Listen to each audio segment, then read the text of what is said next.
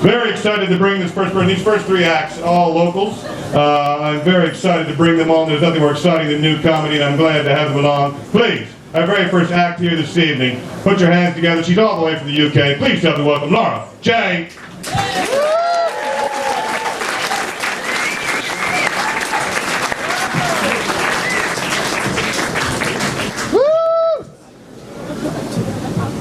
Now, as you probably realised, the chances of a wardrobe malfunction this evening are running at about 99%. So before I start gesticulating wildly and terrible things happen, please remember, if all goes horribly wrong, tell me, don't just fucking paste it on Facebook.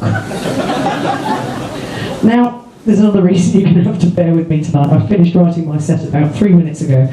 And as anybody who knows me here knows, I'm a stoner. So my short-term memory is fucked. We'll just roll with it. So on stage, I never really know how to introduce myself.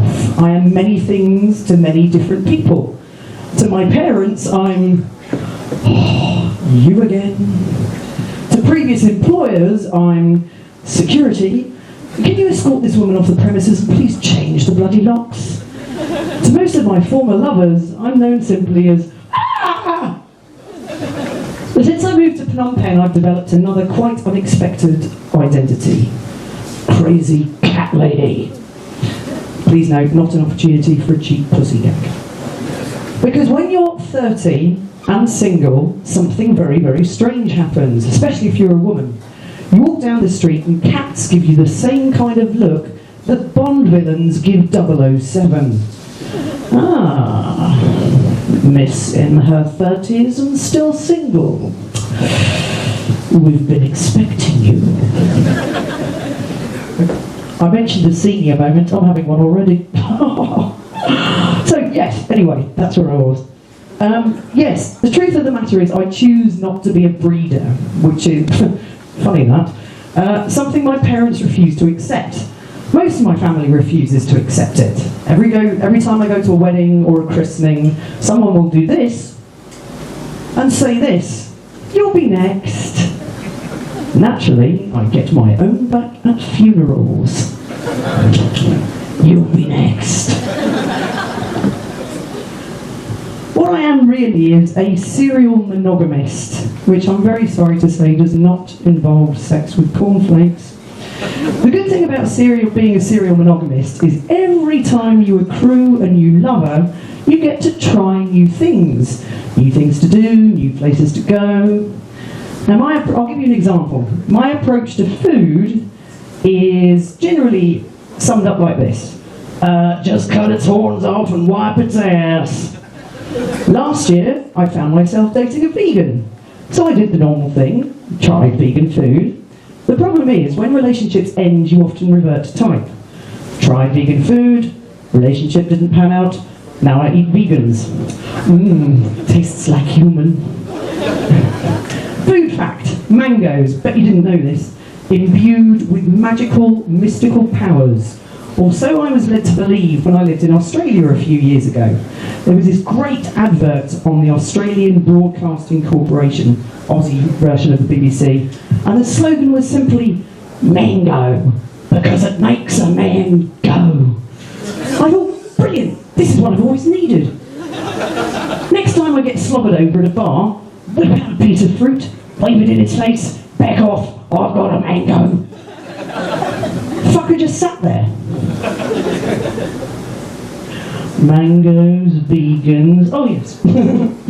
Feminism, yeah, bit of a brush up I think is required. Once upon a time, so the legend has it, women burned their bras by way of declaring independence. Women, this is wrong. Gravity is not our friend. You think it's hard getting men to look you in the eye when your nipples are here? Try getting them to look at you at all when your nipples are here. Show us your tits, love. It's not pretty. What we require is a new breed of feminist. Feminist 2.0, the kind of woman who can strip an AK-47 and reassemble it in 10 seconds or less while wearing fabulous shoes. What we don't need, and I have to cheat here and take this out because this requires a quote. What we don't need is women like plant biologist Professor Ottoline Lesia, completely unpronounceable, author of Mothers in Science, 64 Ways to Have It All. Now she says women in science should not have to choose between a career and a family. And I quote, and this is where it gets complicated, I appeared at a conference in 1993 with my son in my stomach and my daughter on my hip. I was told my career was in ruins because I had decided to have children. Now I'm no scientist, but could it be possible that her career is in ruins because she can't tell the difference between a stomach and a womb? Oh, you are not helping. There is hope though. 2 British women have been incarcerated in Peru on suspicion of smuggling, I think it's about $1.5 million worth of coke out of the country, or at least trying to. Now they've been given a bit of a tough time by the press. For one reason in particular, from behind bars they wrote a prison wish list, which the critics said was really more appropriate for a sleepover. The usual things were on it. You got your Pringles, you got your Nutella, and then came the sports bra in size, wait for it, 32FF. Now, if you're not au fait with European bra sizes, that's like this, but out here. Now, the press were like, well, yeah, oh, they're stupid. They don't realise the gravity of their own situation. Wrong. Clearly, what they're attempting, and you've seen the pictures of the girls, neither of them are 32FF. Clearly, what they're planning is some kind of Acme cartoon character style escape, using the bra as a double giant slingshot to catapult themselves over the prison fence and back to London.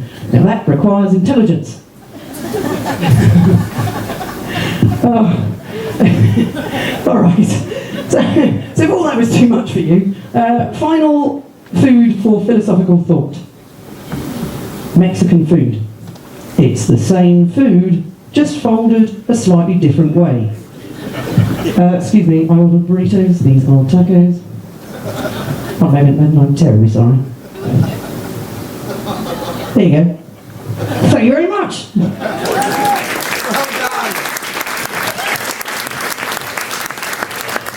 Laura J.